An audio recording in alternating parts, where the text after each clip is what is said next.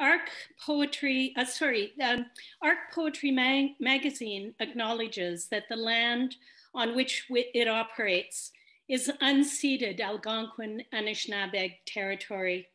The peoples of the Algonquin Anishinaabeg Nation have lived on this territory for millennia. Their culture and presence have nurtured and continue to nurture this land. ARC will honor the people and land of the Algonquin Anishinaabe Nation. We also honor all First Nations, Inuit, and Métis people and their valuable past and present contributions to this land. ARC Poetry Society, as I mentioned, is the publisher of Canada's longstanding ARC Poetry magazine. It has published Canadian and international poetry reviews, and sponsored contests, including the Richest Prize for Canadian Poetry, the $5,000 Poem of the Year contest, for over 42 years. Not many literary magazines can say the same. One of the reasons we continue to exist is through donors like you and the generosity of our sponsors and our funders, including most especially the City of Ottawa, the Canada Council of the Arts, and the Ontario Arts Council. We thank you all sincerely. Tonight, I will be presenting the Archibald Lampman Award. However, before that, we have a special treat for you tonight, and I would like to introduce our wonderful managing editor, Chris Johnson, who will do the introductions for the Diana Brebner Prize. Chris? Great, thank you, Lise. Sorry, while I let people into our Zoom room, I'm very excited and happy to be revealing the Diana Brebner Prize winner and honorable mention. If you don't know what the Diana Brebner Prize is, it's a prize that ARC administers yearly to the best poem submitted to us by an Ottawa-based or National Capital Region-based poet who has not yet been published in book form. So all of the entrants, or all the people that submit to this contest might have a chapbook to their name. They might have a couple of publications, or it might be their very first time out. And this year we had the very talented judge of Shanice Jian Mohammed, who selected from a very nice number of entries that we received, 2 exceptional poems in my opinion, and we are going to hear them very shortly.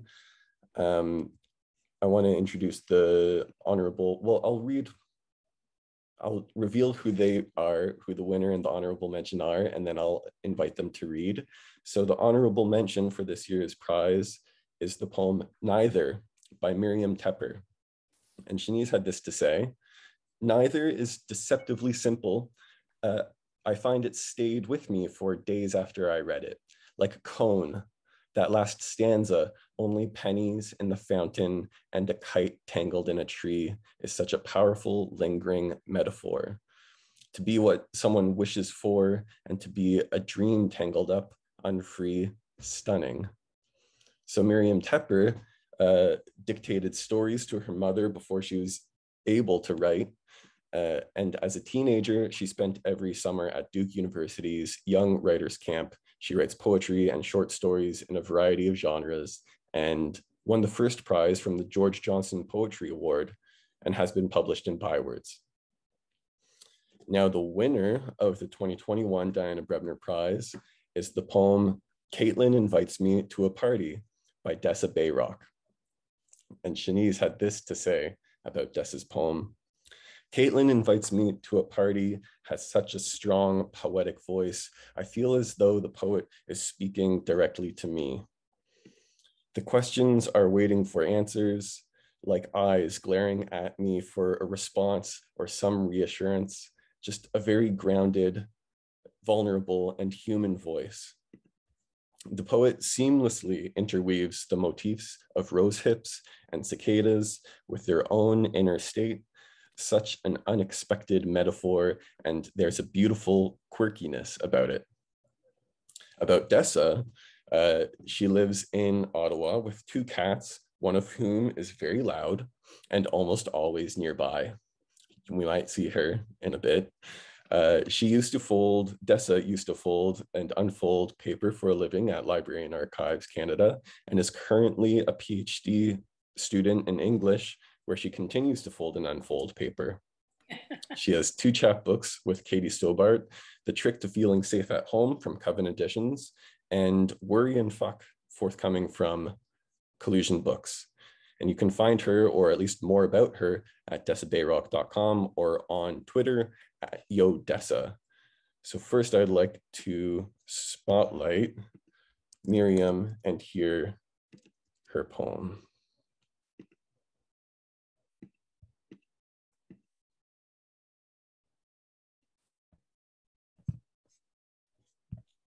Neither.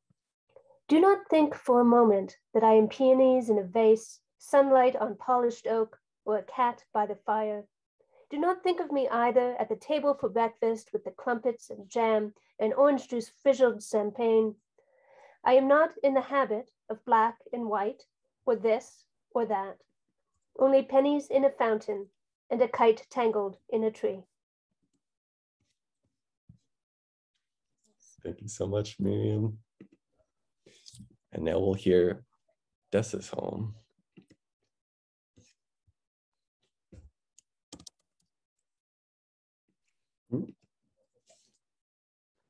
I've been spotlighted, Zoom tells me, and I almost forgot to unmute myself even so. Thank you so much for your kind words. I wrote this poem in the spring after I was invited to a party for the first time after the lockdowns had ended. And I just felt I couldn't do it yet. So this was, instead of saying, I can't make it to your party, Caitlin, I wrote this poem and I sent it to her, which is maybe why people don't like to be friends with poets. This is Caitlin Invites Me to a Party. I roll the word party around in my mouth like an unripe rose hip. I take myself for a walk, find a cicada bunched up in what's left of its skin. It crawls out mint green, pale pink, and leaves the shell of its own self behind, ghostly. Rose hips too, I think, are ghosts, although I'm never sure if rose hips are the thing that comes before or after the rose. I know at some point, sometimes, wasps crawl into them, maybe for food or shelter or a party. A party. The last party I went to was 2 springs ago, 2 crawlings of cicadas, 2 swellings and burstings of blossoms. It feels dim now, the memory of it, wrapped up in the buzz, the hum, the voices crowded into Caitlin's apartment before it was painted pale pink, before the breakup split it like a rose hip. Seeds must spill from something like that, right? Something new must emerge. I watched the cicada crawl out of itself, go nowhere, harden up as quickly as it can in the bright air. But me, I am still soft.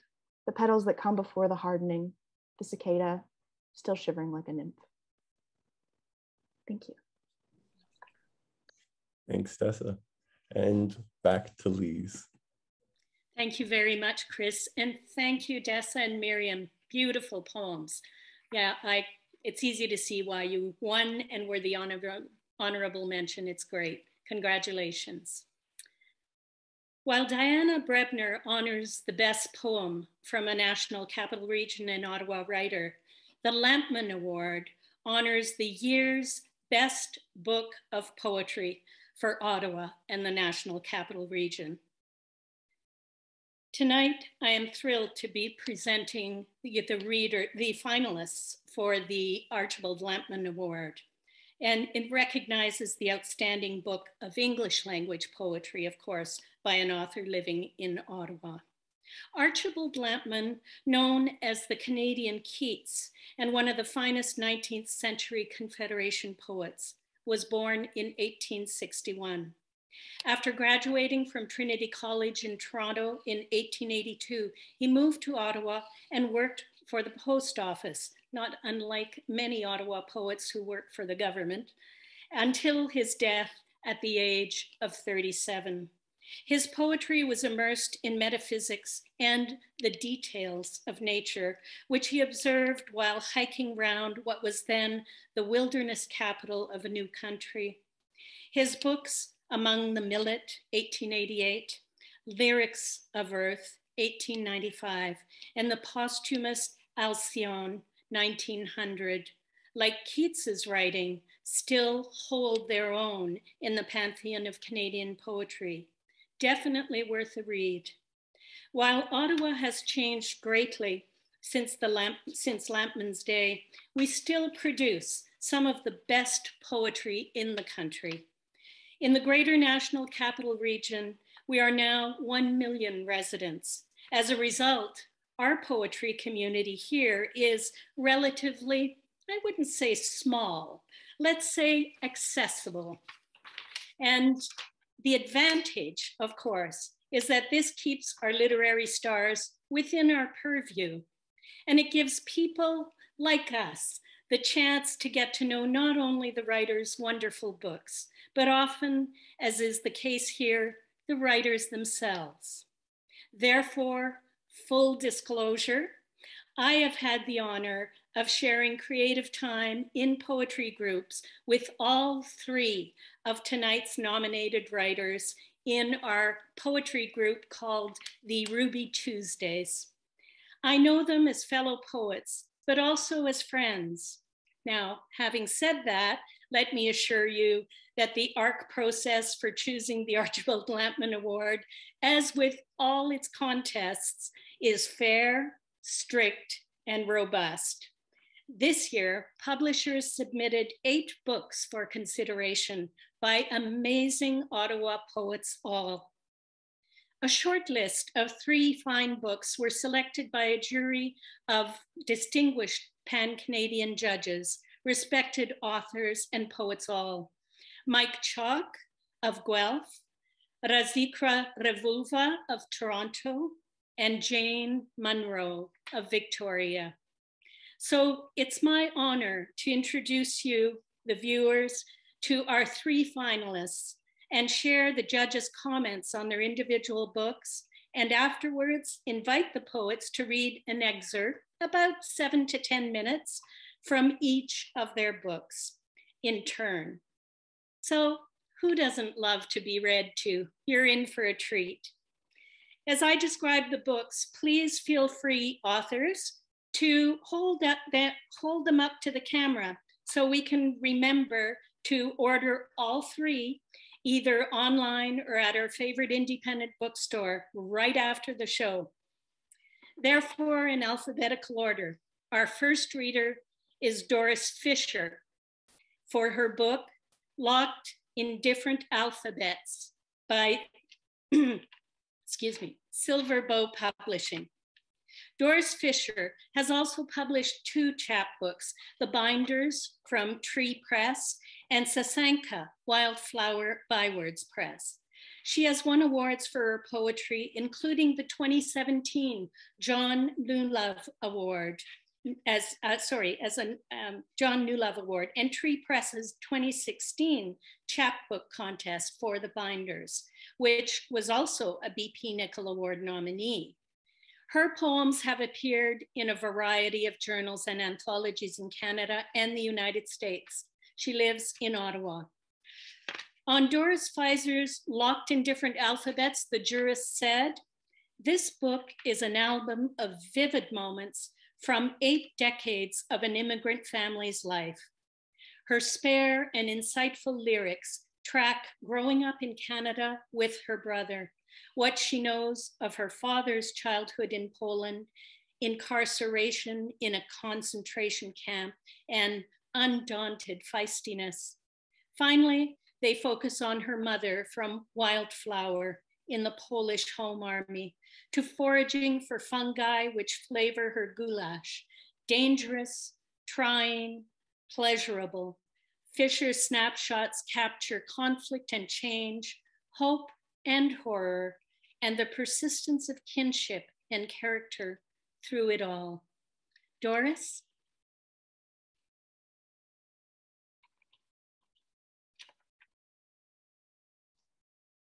Thank you very much, Lise, for that wonderful introduction. Good evening, everyone. I would like to thank ARC Magazine for making this award possible, and Lise Rochefort, President of ARC Poetry Society, for hosting. A warm welcome to my family, friends, and fellow poets. It is an honor to have been nominated for the Latman Award and to be reading with Pearl Peary and Deborah Ann Tunney, talented poets and friends whose work I greatly admire. Before I read from my book, I'd like to give you some background about the family I grew up in. My parents, immigrants from Poland, survived several World War II camps. My mother served in the Polish Home Army. They emigrated to Canada 4 years after the Second World War, after living in a liberation camp in Germany. My brother George and I were born in Canada. My dad succeeded in saving many documents from their time in camps and after the war. He always hoped I would share their stories. Locked in different alphabets, preserves many of their narratives and reveals how their wartime experiences impacted our lives.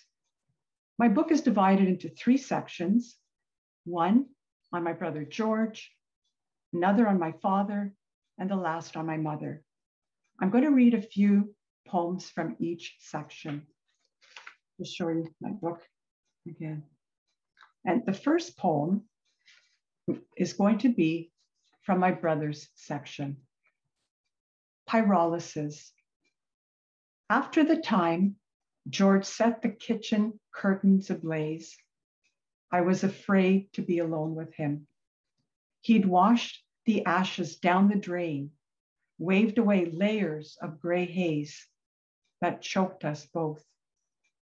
My hands still shake when I strike a match. A whiff of smoke can sharpen my breath, hasten my step, make me think, escape. The next poem from my brother's section is called Treading Water.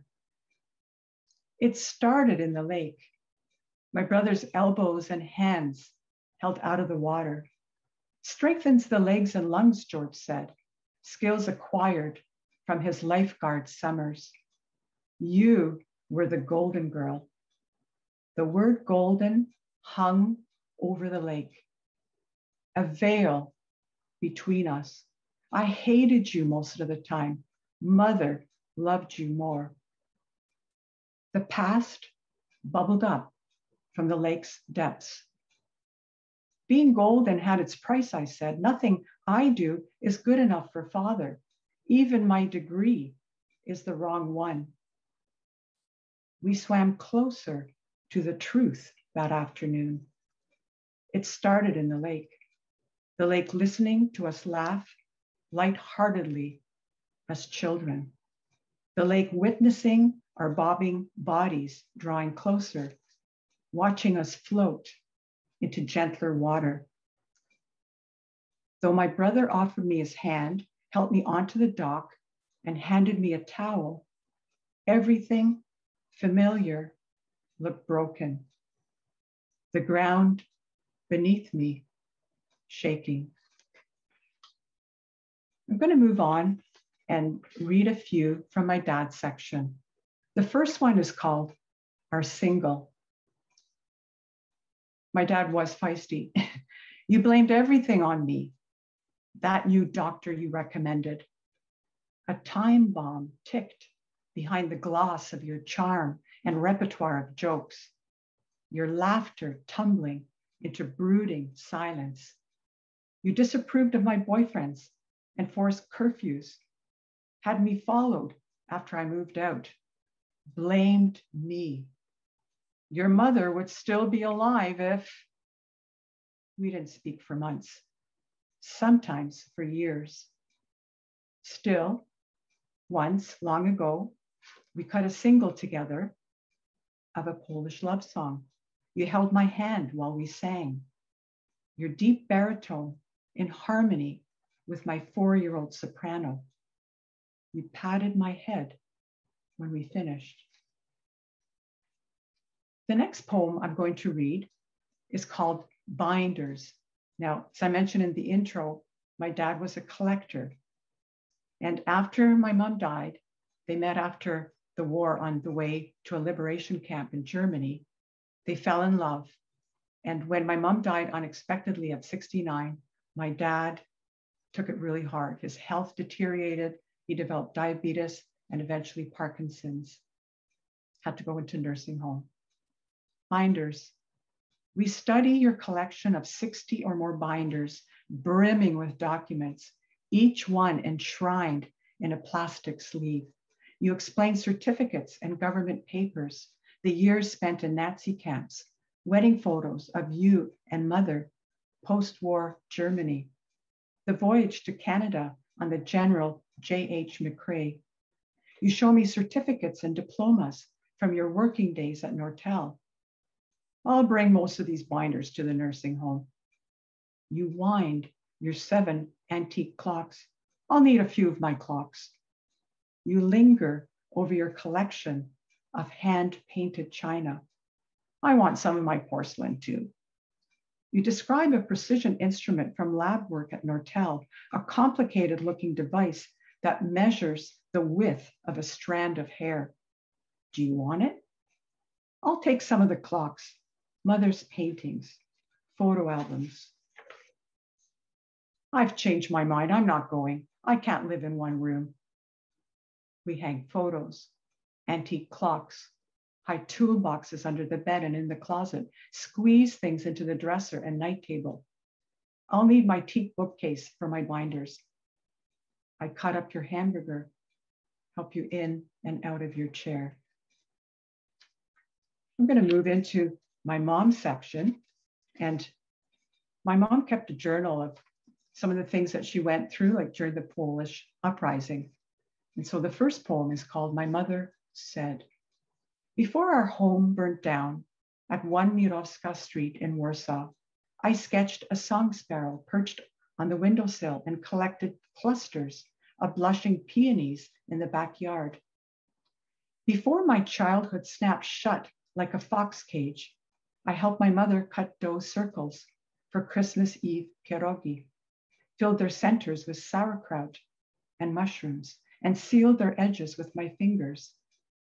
Before I ceased being that girl, Luba and I linked arms, crossed the street to the bakery, revealed a secret over plum-filled pastries and cocoa. After the bomb blast, I searched for traces of my father, found one leather glove, smoldering. The next poem I'm going to read is called I Knew, and it starts with an epigraph by Eleanor Fargian. The events of childhood do not pass, but repeat themselves like seasons of the year. Even in this fresh landscape, shadows veiled the sun. Wild flowers burned to ashes. Overloaded plates of pierogi, pickled herring, and sauerkraut covered our table. Rows of Maxwell House jars, tins of Habitant pea soup crammed our basement shelves. Dresses, price tags still attached, hung like war-starved ghosts in mother's closet. And I'm going to finish with this poem, Słoneczko. I'm fine, I always said, whenever my parents asked. Father held me tight on the bobsled. Mother's love, a hefty wool blanket that warmed our home. Still, they couldn't shield me from their wartime trauma. Though I wasn't starved in Nazi camps, forced to labor from daybreak to dusk, I knew nothing of hungering for a country or weeping for those who had perished. Grief shadowed them from room to room. I'm fine, little ray of sunshine, Słoneczko, my mother's endearment for me. Thank you very much.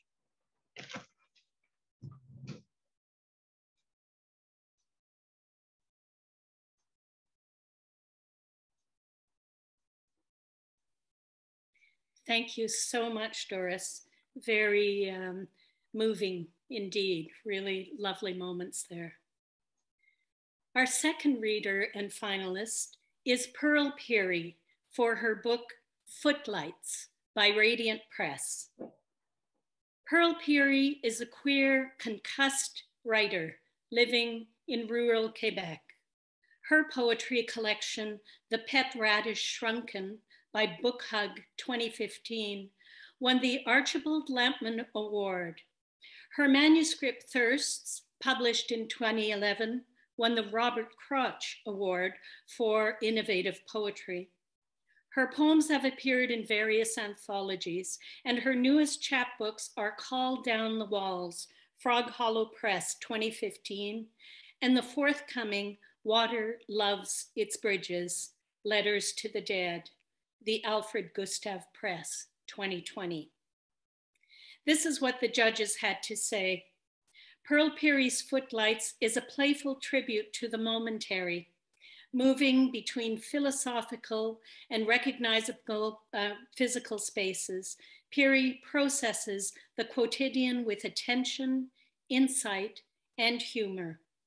Warm-bodied and breathing, Footlights is wonderfully peopled, executed through the subtleties of a syntax that reads with ease, but shifts, tumbles, and dances.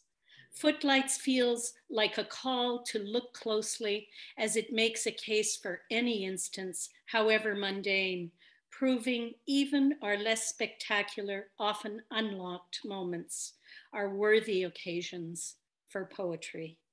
I leave it to you, Pearl.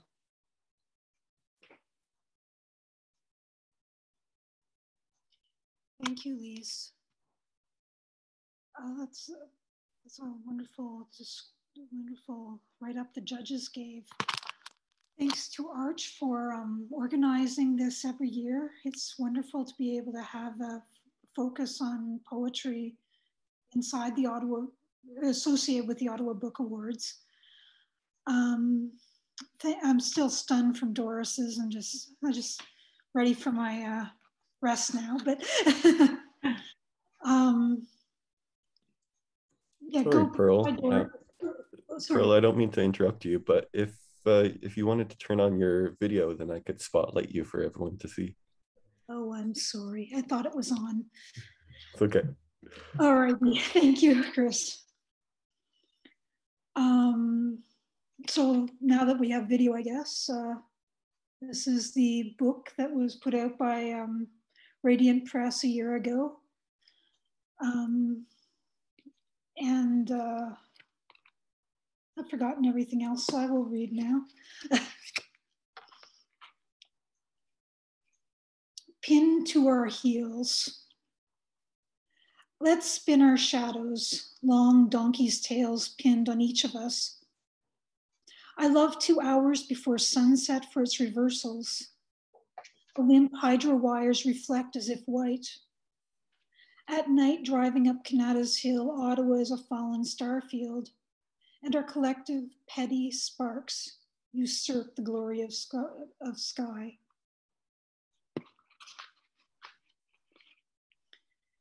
Ample misadventures. This one's going out to all the spoonies. Sit down. A migraine is a signal, not a bat signal. The pain's pin directive, we're vulnerable. Hide until this passes. Peak sensitivity to light implores, away, away, you gnome. Nausea commands curl. The crux of all survival is self-defense. Even a pulled green onion knows enough to make a husk from outer leaves to ensure moist interiors are safe. So too, a dry remark keeps blades at bay, so no nick will open doors for mold to rot the wet electric body within. The body wisdom believes its own distress. Its healing magic is not quick.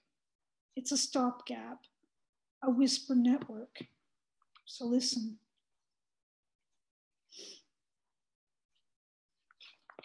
And this is from the next section, Pretending There Are Distinctions. Each against the other. The stretch of green twigs from the maple limb against the power line is an instrument of storm. The bowstring makes home into a 2x4 framed resonator, a drone against sky. The bucksaw in hand. From memory, fever-fused tea, straw scent, my teenage pout, the heaviest hay bales left for my mother. A summer concert's brought to an end, sawdust in the eye. Your beard has become my fur fortress. Hold me.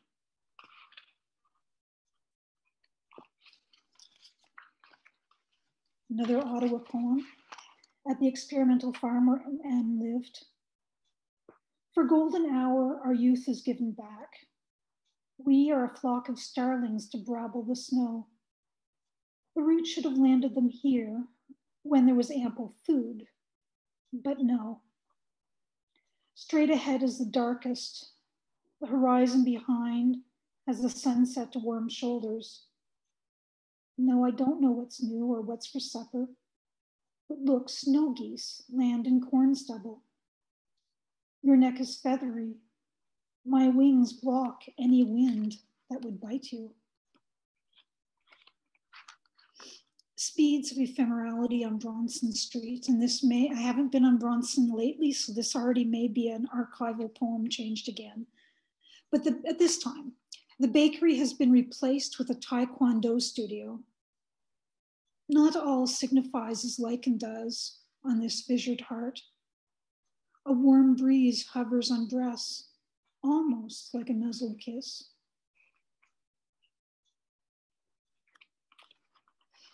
Humming is how humans purr. The moss wants the snow, but the stone does not. Kevin Matthews. The warm body of earth melts the snow as it lands, except on the culvert, where the air beneath is warmer, and on oak leaves, insulation enough to keep the snow intact, and on your hood, which reflects the colors of your eyes, a coniferous rim of green around a heated pool. And this will be the last one. I'm looking forward to hearing all the other readers. And it was great to hear the short list for the Brebner as well. That was wonderful. Vacant lot beside IGA. This was a Hindenburg poem, although it's pretty ubiquitous. Bent in fluorescent nausea, a scent headache. The only dangerous chemtrails are in aisle 8. Brain fog lost a dialogue with Interact and 3-strike passwords. Too late. Quick break, about to fly apart like a beaded necklace. The clerk with a clear gaze commiserates with bunching around her eyes. Hers, the only human contact for days, apart from averted gazes. Some can only see as far as the dangerous side, whatever snaps your shutter, eh? See the smallest beetle on the stem of chicory, the dew beads on the palmed leaf going nowhere. Step into a choir loft of crown-tipped coral mushrooms. Put a macro between the hairs of a bumblebee's leg. A stranger's body, built of fury and of mud, is nothing I can solve. Not all is my job. And before I close, as an update, 2 days ago, my latest chapbook was from Apartment 9 Press, Arraign Small Gestures. So contact them or Cameron Anstey, and that minimalist poem collection is now out into the world. And thank you all, and look forward to hearing Deb.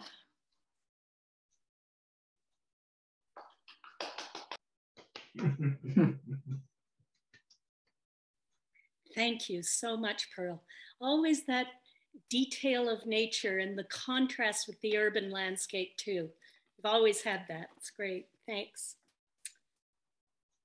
Deborah Ann Tunney is our third and final finalist for her book, A Different Wolf, from McGill Queen's University Press. Deborah Ann Tunney is a poet, a short story writer, and a novelist who was born and lives in Ottawa. Her prose and poetry have appeared in Canadian, American, and excuse me, UK literary journals and anthologies. Her linked short story collection, The View from the Lane, 2014, and her novel, Winter Willow, 2019, were published by Enfield and Wisnty. Her first book of poetry, A Different Wolf, came out in June 2020, and as you know, from McGill Queen's University Press. Of this book, the jurist wrote, Deborah Ann Tunney's A Different Wolf is a meticulously conceived and brilliantly executed debut examining the cinematic and personal impact of filmmaker Alfred Hitchcock. With blade-like precision and an impeccable eye for detail, Tunney pierces the screen, the scene, and the man behind the camera, and invites the reader to gaze through the incision into the ravenous heart revealed within. Challenging, seductive, voyeuristic, and entirely in command of both image and artifice, A Different Wolf is a thrilling collection, sure to intrigue lovers of poetry and cinema alike. Deborah.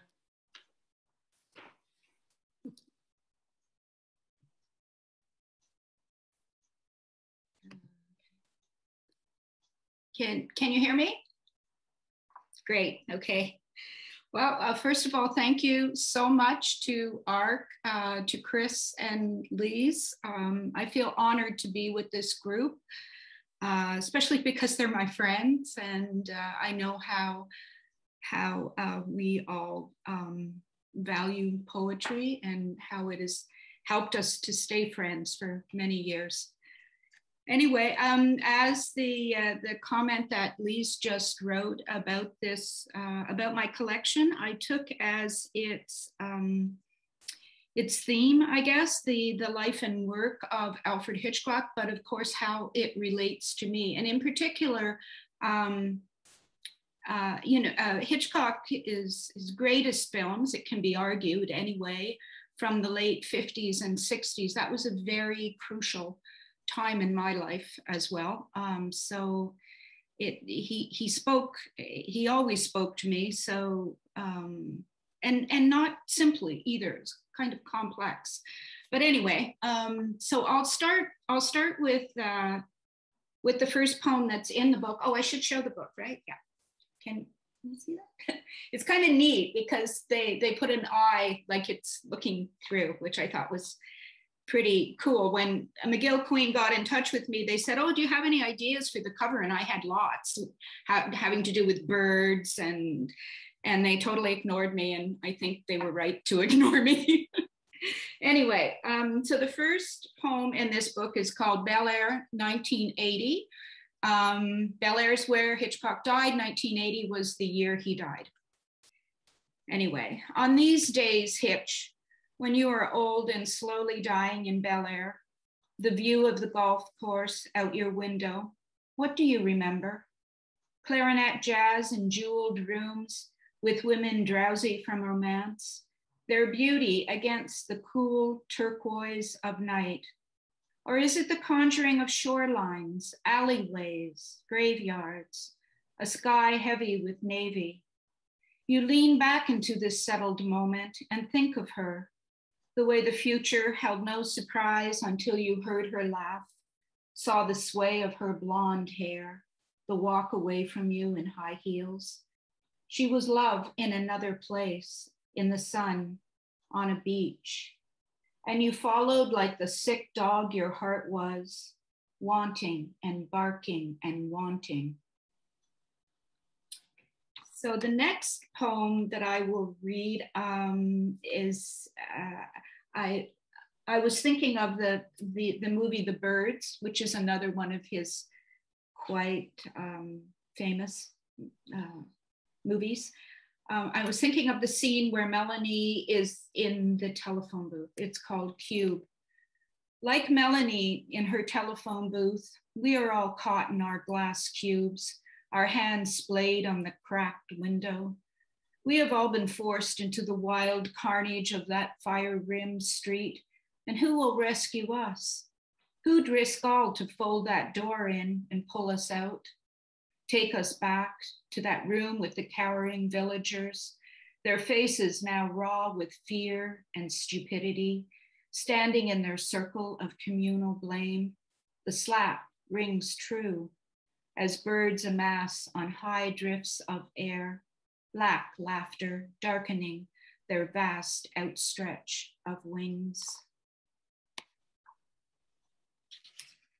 The next poem I'll read is, I was thinking of the movie Psycho from 1960, although it moves into something else. Anyway, the silk slip, your idea of sin, your idea of redemption, her death in a hotel off the main highway, a 1950 rain falling, the breeze moving into the sad room, the curtain, a wave of time. Women wore high heels then. My mother, for example, I remember them kicked beneath the Chesterfield when she'd returned from work. Her death was not a mystery. It was sordid and prolonged and more terrifying than that dithering murderer at the window, looking down through the night at the rain and the used car and her blonde, stupid head. That's Janet Leigh's head I'm talking about there. The next poem I'll read was the first poem I wrote actually in this collection. So it was more than a decade ago. And I was watching Vertigo one night, and these first lines came to me, and I just kept going from that. Anyway, watching Vertigo. I understand that evening out the rear view window of the DeSoto, the bridge distant over his shoulder. I understand the silence of his car as he followed her into cemeteries, alleyways, bars, where ice jingled in tall glasses. Stars would sound like that if stars sounded. The crystal ice of her voice, the isolated point of sound of her heel on concrete, the echo past the guards and priests, reverberating out to a fateful San Francisco sky. I know what it means, the fabric of his longing, the unfurling of waves pulling him out, like the moon pulls him free of his wrong yearnings, past the crags, into an eternity of blue and loss. Don't know if you can hear my cat singing along with me. She was quiet the whole time, and then as soon as I start speaking, anyway. And the last poem, the poem I'll end with, is called Drive-In 1969. Back in those long ago times at drive-ins, there used to be, after the main features, there would be things like The Mask of the Red Death and The Birds. And so this is my memory of a night seeing Hitchcock at the drive-in 1969. Watching the movie so many years later, this is what I think. One night in the summer of my 17th year, at a drive-in with Margot and Darlene and Jimmy, the air becoming thick, silk, cool on my bare arms as the sun went down. And we were sitting in Jimmy's car, our feet on the dashboard, on the chair backs, and this movie played on the screen. It was like a TV being on in a living room. Everyone spoke over it, threw popcorn at each other, laughed and shouted to friends who walked by, as we spun out the long, hilarious spool of our teenage selves. But there was also something like ghosts in the air, something coming, our adult versions perhaps, like the birds that swooped down on the serene seaside town. And on this night, before the hours in classrooms, in libraries, on buses on our way to work. Before the new people we would become, here we were. Before, our dusty feet chipped, polished like exotic scales, the concession stand with its sticky floor under our flip-flops. So real, so full of smells and music, the Byrds, Dylan, the Rolling Stones, that we did not notice our fate playing out in that living room with its piano, its portrait of dead parents, the fireplace just before the brimming glitter of wings. Thank you so much. Thank you for listening to me.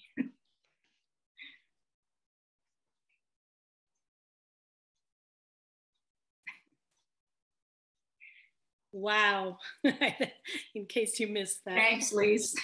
Thank you, Deborah.